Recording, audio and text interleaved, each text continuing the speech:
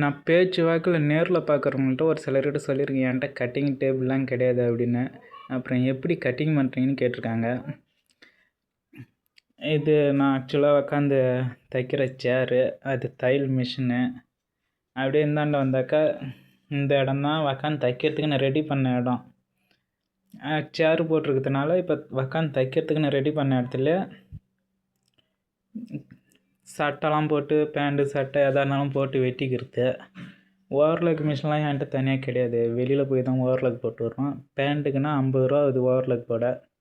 சட்டைக்குனாக்கா 20 ரூபா.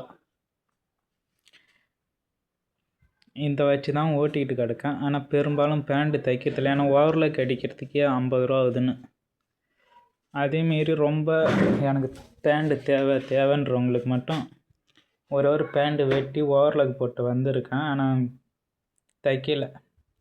பெல்ட் அது இதுன்னு வாங்குறதுக்கு இன்றைக்கி ஞாயிற்றுக்கிழமை ஆனதுனால வேணான்னு விட்டுட்டேன்.